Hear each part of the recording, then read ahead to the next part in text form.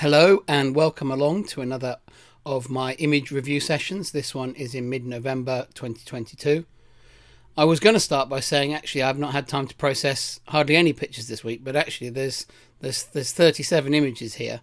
The reason why that I thought I hadn't processed many is there's a few topside images here and quite a lot of available light underwater images here, all of which require sort of no backscatter removal or anything time consuming. So I've not had much time to process pictures this week, but there's actually quite a few to look at, so I thought I'd record a quick session. Nothing overly exciting. There's some new pictures from Norway and a few more Canada pictures that I've processed this week, and a few other bits and pieces from during the year that I wanted to process out, starting with this picture of me. As always, when you see the pictures in the grid form here, you can read the EXIF information, the camera settings on the right hand side, and also once these pictures go up onto my website, they'll also have the information there as well, so you can reread them there. If there's a particular picture you're interested in, you'll probably be able to find it on my website pretty quickly by typing in the keyword, the words describing the picture or the destination, etc., and then you'll be able to read out the any of the shooting information that you want.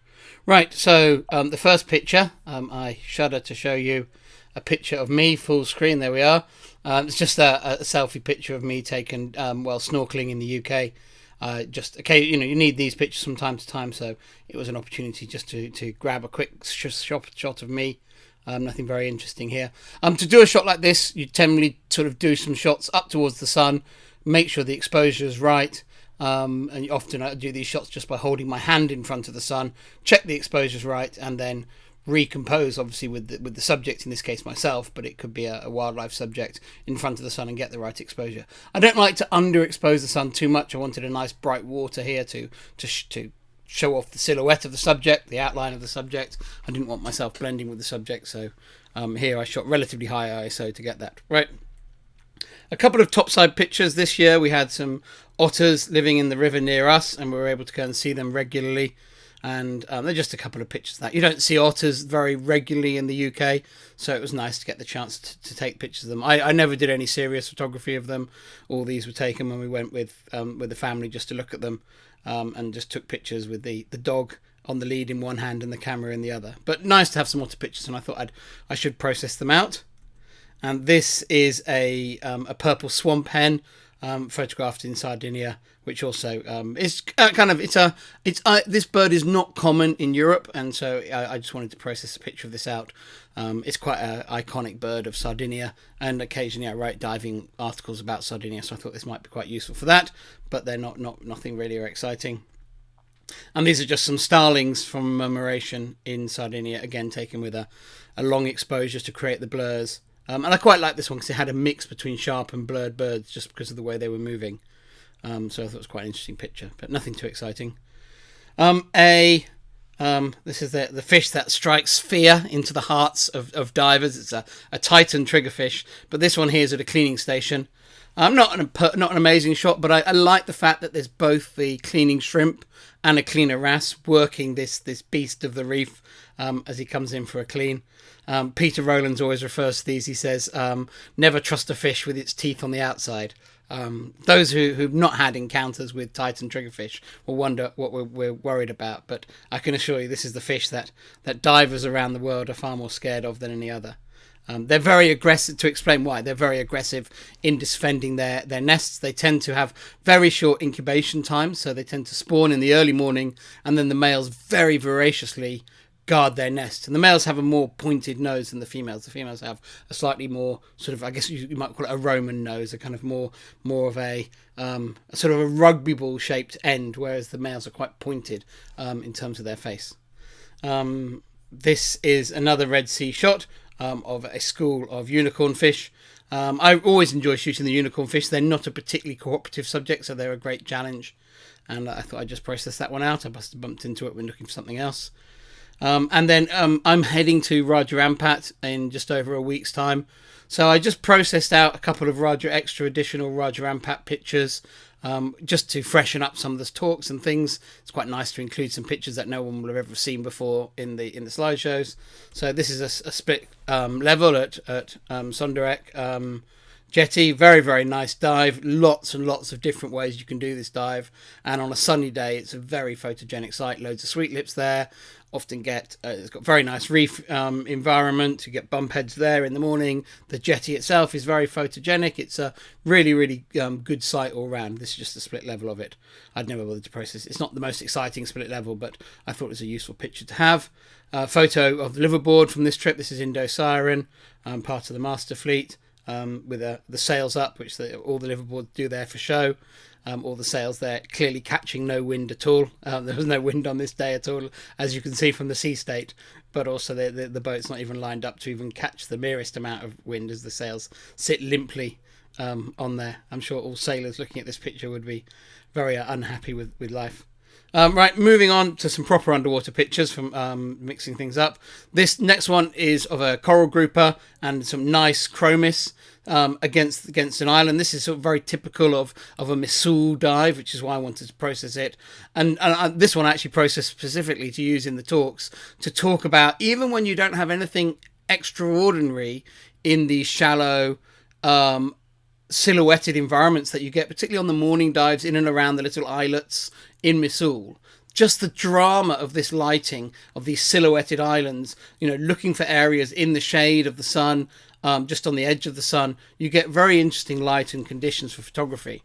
And this picture here has nothing remarkable. It's got this kind of brown Sinularia foreground. It's got the coral grouper in the middle. It's not really big enough to boss the frame, but I think the overall effect is very strong, and it's all driven by the background. And I think that's what I just wanted to show that picture. This is action-packed dive. This is at Four Kings in Missoul as well. Just huge numbers of these bludger trevallies coming in and hunting the schools of silversides and other bait fish hanging over the reef. And it was just absolute mayhem while this was going on the dive, as you can imagine, when a huge school of jacks hunts a huge school of fish right on top of a colourful coral reef. It just action all the way. Now on into the mangroves. This picture here, so I'm just opening it in Photoshop accidentally. Better close that actually. There we go. This picture here, taken in Nampale mangroves, just a soft coral and the air, the roots coming down, the area of roots coming down from the mangroves behind. Just nice with this little soft coral. This picture very much taken, I think, very useful picture for editorial use. A picture like this is very good for sort of filling a double page spread in a magazine where you can have text on the right hand side, because there's really nothing very exciting on the right hand side, but there is a nice feeling of the environment. Or you could overlay additional photographs, or indeed for a conservation message or something. There's plenty of space in this type of shot for text, so sort of the shot you'd never enter in a competition, but actually in terms of a picture being available to clients, it's far more useful than often a frame filling competition shot. A little bit more. Sorry, I'm pressing all the wrong buttons today. Little bit more Raja Ampat. Let's have a look at this one. This sea fan here, I think the colour balance is a little bit off on this one and needs a final tweak before it's kind of signed off. It's clearly a bit too magenta-y as you look at it here. You've got a bit too much more magenta-y water and a bit too much magenta in the sea fan. They must have been processed in a sort of funny light in my office or something when I processed this to have got the colours so wrong. But just this is in well, I always remember it by how it's spelt, Play Nemo, which is how it's how it's spelt in English. Area in Raja Ampat, really lovely area. Many people know it for the famous dive site Melissa's Garden that's in this area.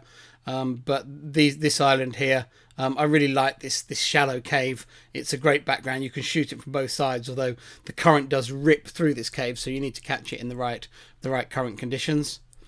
This manta is not a nice photo, but this is the smallest manta I've ever seen. And this mantas are supposed to be born at least about 1.5 meters size. And this one was definitely only about 1 meter wingtip to wingtip. It was really tiny, and it had already, and the dive boat had seen it the week before, so it was at least a week old, and it already had remoras on it. But it was absolutely tiny. The photo doesn't show that, but I remember how small it was. It's not a great photo. And it was very unusual because it was very curious. You can see here it's not just swimming in front of me, it's really looking at me. Unfortunately, that dive was in very, very poor dive conditions in terms of visibility. So the picture's a bit ropey. But I'd never processed it before because the picture's not very good. but it was just such an amazing individual.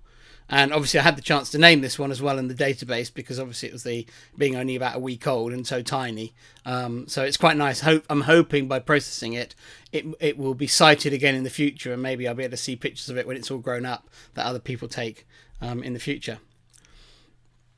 A Denise pygmy seahorse here on a sea fan.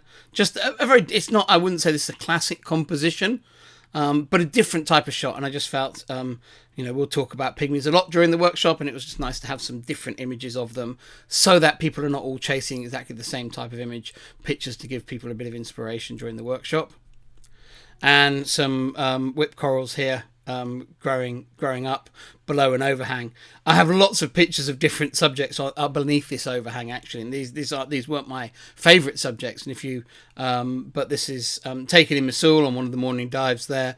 And in the morning, this whole island creates this huge shadow area behind it, and there's so much sort of sea fans and soft corals in the shadow, and you get this very dramatic background with the silhouetted island. There's often schools of fish above it, and very, very good photography dive site in diving at the right time of day on the right side of the island to get that shade to give you that dramatic background.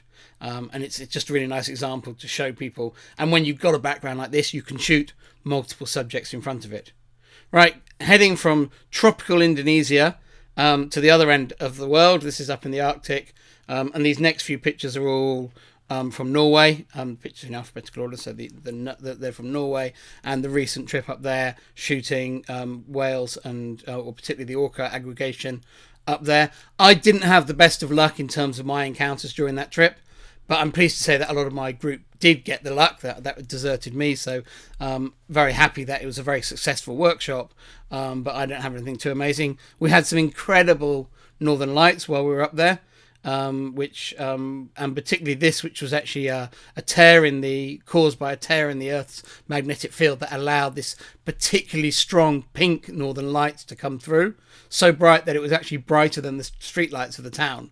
It was kind of and this came through for about 2 or 3 minutes, and it was absolutely incredible to see. And yeah, this was just a quick shot I took of it. I wasn't shooting at the time, but I managed to get my camera out.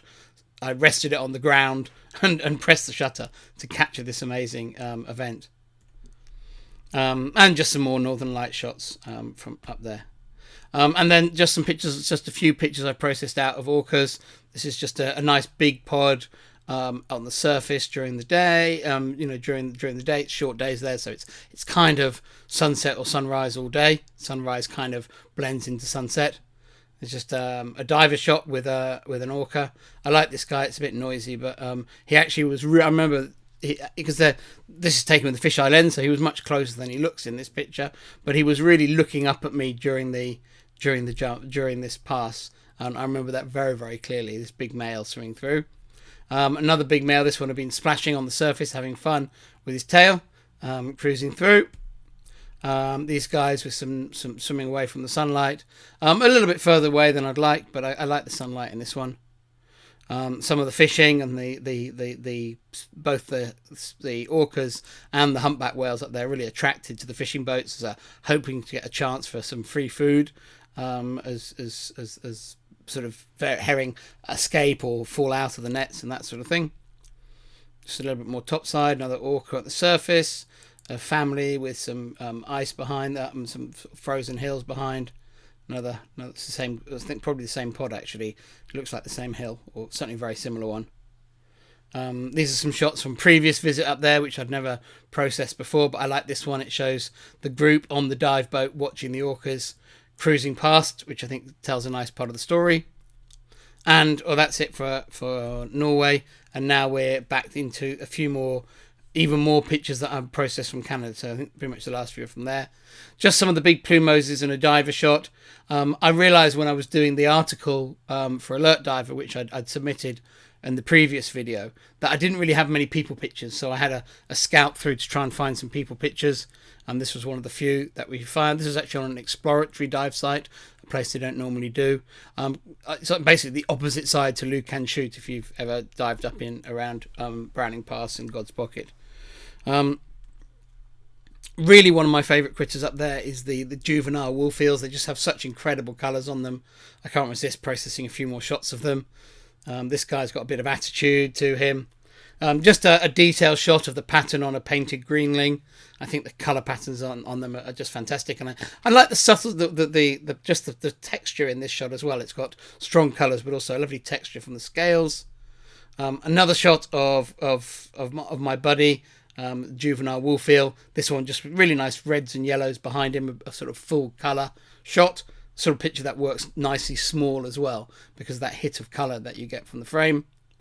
A picture of a looks like a proliferating anemone there in detail. Just a nice macro shot of that. Next up is a red lion's mane jellyfish, and there's actually a ctenophore in the picture as well, just beneath the surface with the sea above, with the forest above, just taken snorkeling. And this picture here of a rock greenling with in and amongst all the life that's growing. These are actually the proliferating anemones that we saw in the previous shot. If I zoom in and it sharpens up, you can see that, you know, where that macro shot from a few pictures ago came from. And these are growing on the stalks of the sugar kelp here, and the greenling is kind of swimming through the middle of all that. There you see him there, sort of. So it's quite a nice picture. I don't like the positioning of the fish in this picture. I think he's a little bit central, but I have to say he just swam into my photo. I like being in and amongst the kelp forest. You often need to use very long exposures in this environment to get the light to burn through, but when you do, so this is 1/10 of a second. Perfectly sharp because see how sharp it is because the flash has frozen everything. But the long exposure allows that light to come through and really opens up the space. And, you know, I'm used to shooting in, this is very similar to the kelp forest we have in the UK. So I'm used to shooting in that sort of environment. And I really love how you can open up this environment with these long exposures. There's also a rogue sea cucumber down the bottom here that I think trying to get him in the frame is messed up the composition a bit. But there he is down the bottom there. Right. And this last picture is not from Canada. This is from Bali. And I was looking, I think it's from a very long time ago. Yeah, from 2007. And I was looking for something in an old Bali folder. And I bumped into this and said, oh, that looks pretty. I should process that pattern out. Ignored for, 15 years. And then now finally sees the light of day. So hopefully you enjoyed that little run through of the pictures. And I should get a bit more processing time in this coming week, so hopefully should have some more pictures again next week before I go away. So thank you for watching these. Thank you, and if you've got any comments or questions about the pictures, do feel free to leave them in the comments below and I'll pick them up. Okay, bye.